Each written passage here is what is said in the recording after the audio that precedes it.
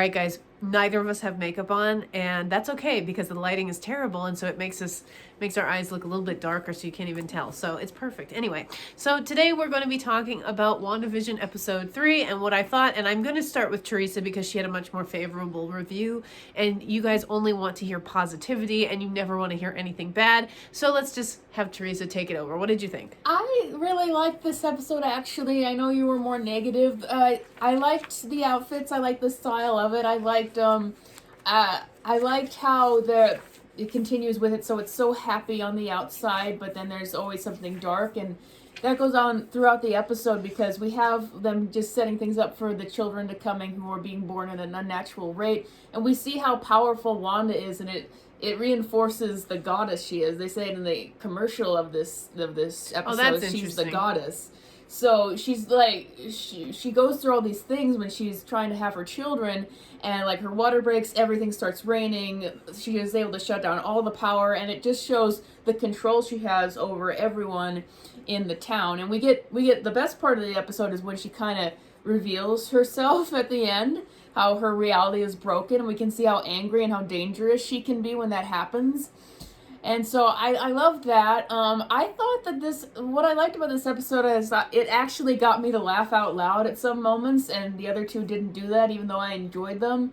But I thought that there were some legitimately funny moments in this episode, and that helped take care of the sitcom situation. A couple things I didn't like is I miss it. I felt that the second episode and the first episode did better with all the references you're able to peek through and all the little things you can connect together, and this didn't have as much. And I think part of the reason is it was mainly Wanda and Vision in these episodes. There weren't as many characters to give us those references we've been giving.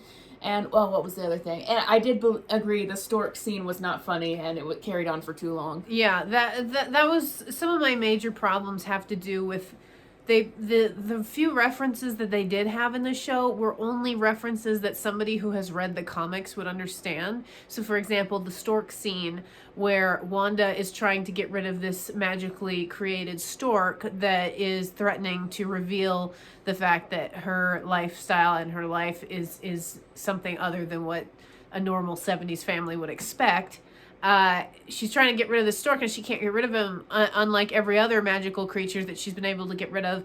And obviously, if you've read the comics, you know that the children inside of her have powers, and one of her children actually inherits all of her powers. And so theoretically, my theory is that stork was created by one of the kids, and that's why she couldn't get rid of it, because it wasn't her magic. But only somebody who has read the comics or has some understanding of the characters that they're dealing with is going to know that. And so it wasn't revealed in the show, and it may be revealed later on that that's what was happening, but it still is, it's kind of confusing for the audience, and not necessarily in a good way. Now, again, it may be that they end up going back and revisiting all of these episodes. I actually expect this to a certain degree, that they're going to go back and revisit all these episodes and show what was really going on in the real world when it was happening. However, it just, as a whole, the episode just doesn't stand on its own, and it needs either some explanation later on or some explanation previously, and it just wasn't there. And so that's why it didn't really land for me. And then the other thing that I didn't like was, and this is a personal preference thing, I'm not gonna lie, but the kind of humor that is in this episode is not my kind of humor, and so I just didn't find it that funny. What was the one part that I actually laughed at on the second rewatch? When she said, "Honey, do these earrings make me look fat?" And then the power goes out. No, I didn't laugh there, although that was really funny. The part that I laughed at was when Vision got really close to her face, and she starts screaming in pain again in labor, because they didn't realize they were having twins, and she all of a sudden starts giving birth to the second one. That was the only part that I actually laughed at, but I only laughed the second time around, and mostly only because I knew it was coming. The first time, in my defense on this, we get up at 5 a.m. and I'm exhausted, and we're watching this, so I'm not necessarily in the mood for a slapstick laugh. So the second time watching it, when I was a little bit more coherent, it was funnier. And again, the second time watching it, I liked it a little bit better. But there was a couple of things that disappointed me, as far as just the story was very much just set in one place. dealing with very limited characters. There wasn't a lot going on with the neighbors.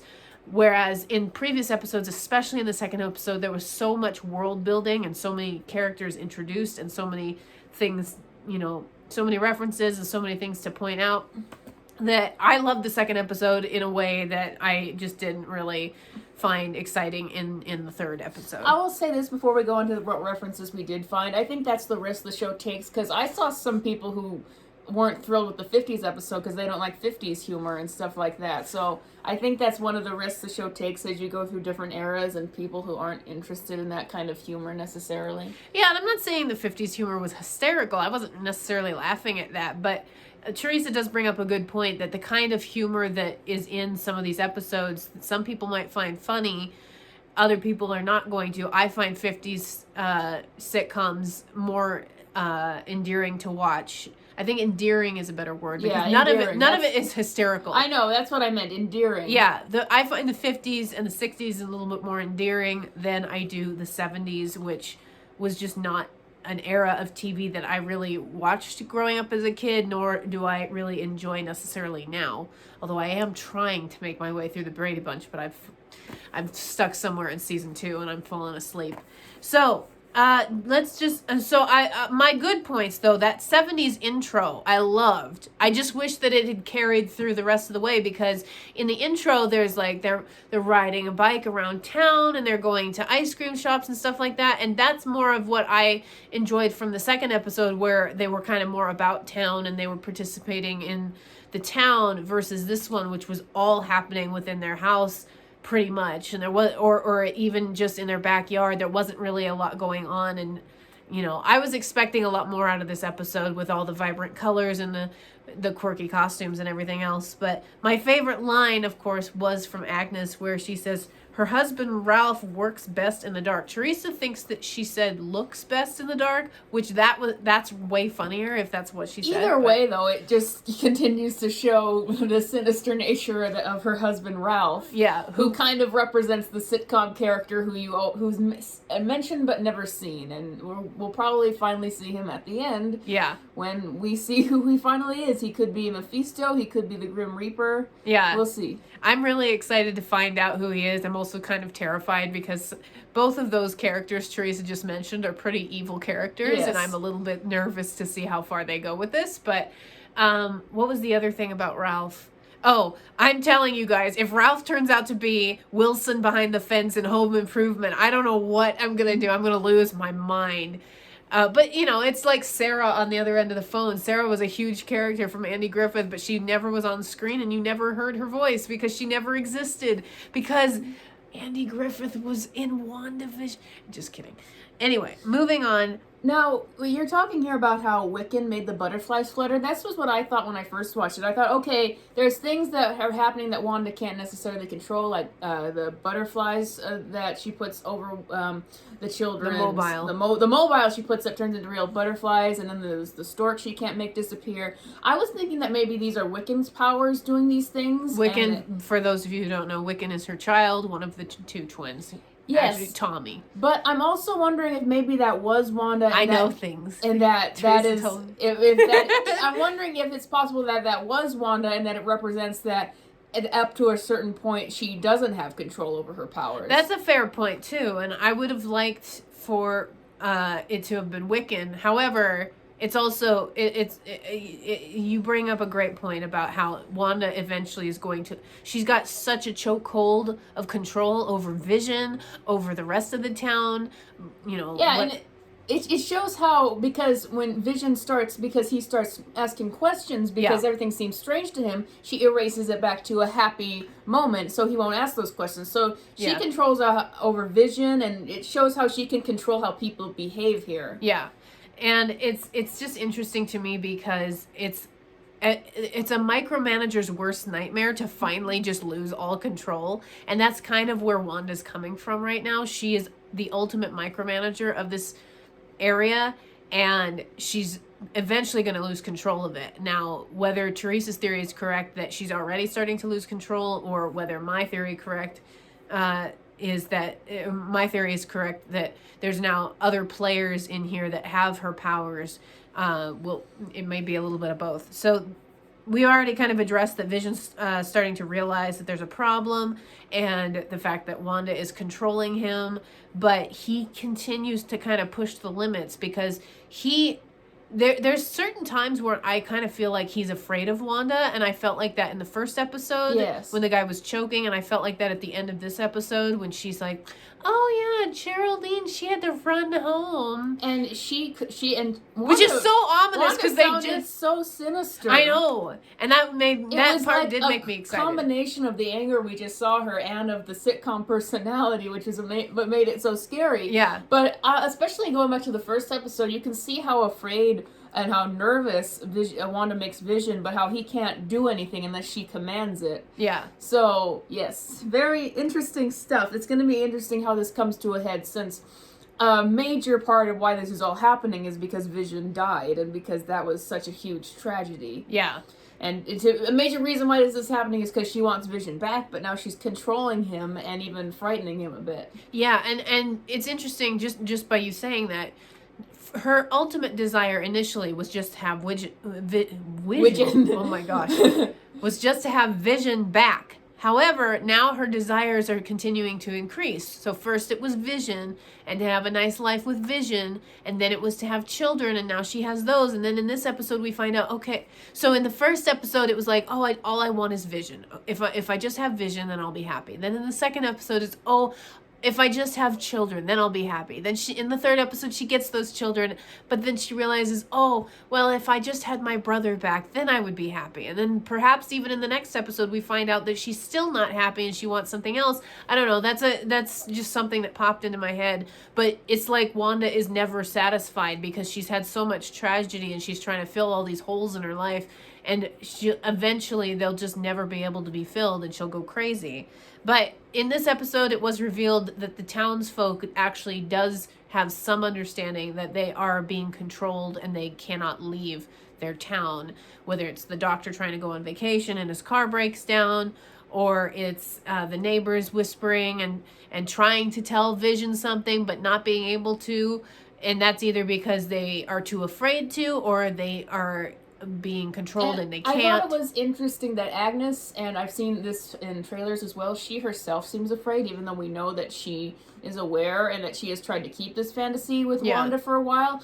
So I'm wondering about her role in this. Like, is she afraid because she knows she has to control Wanda for a certain amount of time? Or, I'm not sure. It really adds more questions. Is she just an evil character? Is she also being controlled? Or is she just afraid of Wanda? My thought is that potentially she kind of instigated all of this, but then it got beyond her control and Wanda became far more powerful than she expected or realized could happen. And then now perhaps she's just gone she can't control her anymore, and she herself can't get out of this fantasy. Perhaps she's just in those moments. What are you doing with your hair? I'm doing everything with my hair. Perhaps in these moments she's just trying to prevent those moments of Wanda going crazy. Like, she tries to prevent it at dinner. She gets really nervous when Geraldine is over at her house. She goes with her to Dottie's house. Yeah. She makes sure to show up when the helicopter's there. Yeah, she doesn't want this whole thing to explode, but also she feels like she's trapped. It's almost like she's carrying around a time bomb and she's trying to keep it from going off. And I think it's interesting if she is, because I've theorized this, that maybe she's afraid of Mephisto or Grim Reaper or whatever of that. So all those little digs at him would be really funny if that turned out to be true. Yeah, he could be an abusive husband. We never know. But just to move on a little bit, Wanda... This is the first time where Wanda really actually remembers something that happened before she was in the sitcom land. And when she mentions that she had a brother and what his name was, that's like, it goes back to the first episode where she couldn't remember anything about her life prior to that episode. It's like she couldn't remember where she was from or how long they'd been married or whatever it was. And now all of a sudden, oh, she has a brother and she remembers that. And she remembers his name, and she remembers that they were twins and all this stuff. So that's interesting, and that's what wakes up Monica / Geraldine, who then starts talking to her because she's now recognizing that she's from the real world, and there's no going back from that point. She starts to wake up at another point, But then at this point, she really does wake up towards the end and causes Wanda to lose her mind. What's interesting is Wanda refers to Pietro in the past tense, like she knows he's not around anymore. But when Monica points out that he died, not only is she pointing out that he died, but she's pointing something out, and then she is trying to walk back on it, not Wanda.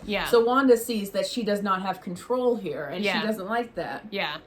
So let's see, just to move on. Clearly, Monica's presence and the fact that she is remembering things and knows what happened outside of this town prior to this sitcom life this is a threat, obviously, to the town, and that's why Wanda ejects her, and we see in the trailer that Wanda actually threw her through the wall, and she is thrown out in tremendous fashion and lands in the grass in the dark, and I think we're gonna get more development on that event.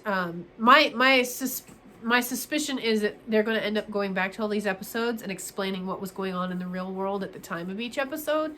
And so I think we're going to get more information about these things and see what happened and what terrible things Wanda's actually doing behind the scenes. Also, I think that we're probably going to get an episode, if not that, then something that shows how we got up to this point. Like, you've said that you think that Wanda might have been staying at an institution to help her with her mental issues.